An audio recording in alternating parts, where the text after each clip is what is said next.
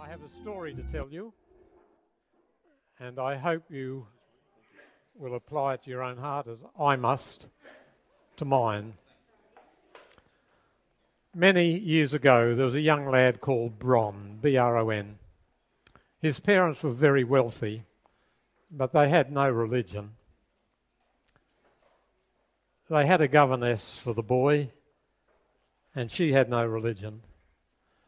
But they had to change governesses, and the one that came thought it was time that Bron was exposed to church, though she wasn't much into church herself, but she thought the boy needed church. So she takes the boy to a very large church, and Bron is fascinated by everything that's going on. He watches the minister climb up into a high pulpit, and then he sits on the edge of his seat as the minister tells a story that Bron had never heard. A story about a very good man who was very cruelly treated and then murdered. And Bron, his eyes are wide open, and he thinks that the minister is telling this story so all the people will do something about it. From what the minister says, this man who had suffered so was still in pain because he expected people to do something. So the sermon comes to an end, and Bron wonders what the people will do. And he gets up and he's shaking. And the governess looks at him, and Bron notices that everybody seems perfectly normal, so they hadn't heard the story. So he keeps on trembling, and the governor says, "Bron, stop it. People think you're strange."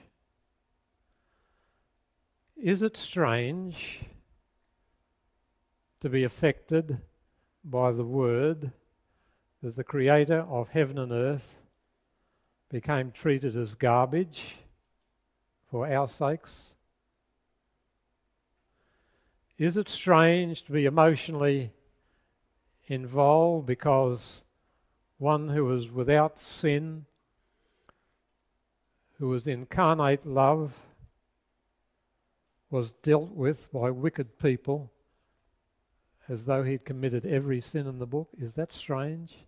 Now look with me at chapter 53, and when we read the chapter, ask yourself, are you like Bron, or are you like the other people in church? I'm going to read the chapter. Who has believed our message, and to whom has the arm of the Lord been revealed? He grew up before him like a tender shoot, and like a root out of dry ground. He had no beauty or majesty to attract us to him, nothing in his appearance that we should desire him. He was despised and rejected by men, a man of sorrows and familiar with suffering. Like one from whom men hide their faces, he was despised. We esteemed him not. Surely he took up our infirmities and carried our sorrows. Yet we considered him stricken by God, smitten by him and afflicted. But he was pierced for our transgressions. He was crushed for our iniquities. The punishment that brought us peace was upon him. By his wounds we are healed. All we like sheep have gone astray. We've each turned to his own way, and the Lord has laid on him the iniquity of us all. He was oppressed and afflicted, yet he did not open his mouth. He was led like a lamb to the slaughter, and as a sheep before her shearers is silent, so he did not open his mouth. By oppression and judgment he was taken away. And who can speak of his descendants? for he was cut off from the land of the living. For the transgression of my people he was stricken.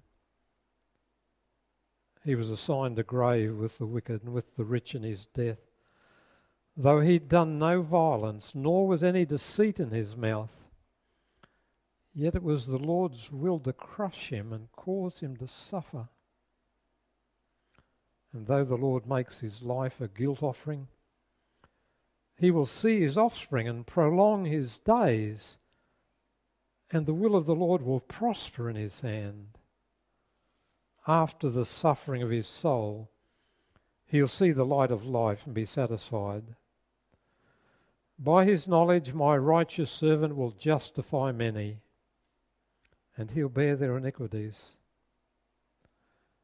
Therefore, I will give him a portion among the great, and he'll divide the spoils with the strong, because he poured out his life unto death, and was numbered with the transgressors, for he bore the sin of many,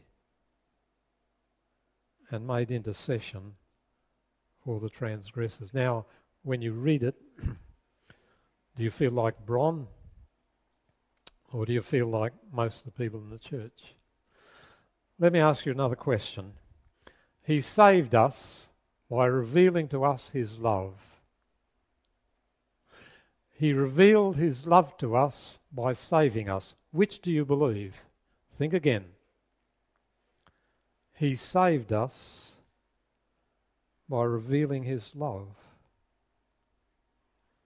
Number two, he revealed his love by saving us.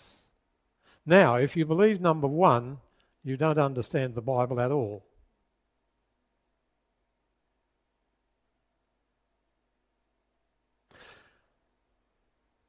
Because of the cross, we believe God's a God of love. But the cross is about much more than the love of God. The cross is also about the holiness of God and the justice of God and the wrath of God. And by wrath we don't mean the irrational anger in which we often participate. And by wrath we mean that God is against evil and is determined to wipe it out, because evil is contrary to his nature. The cross is an objective atonement. It's a sacrifice for sin. There God himself took our guilt. He was the punished and the punisher, for God was in Christ. The Father suffered with the Son. It wasn't one member of the Trinity dealing harshly with another. No, the members of the Trinity is distinct but never separate. Christ was the punished and the punisher. So at the cross of Calvary, love and truth meet together. Justice and mercy combine.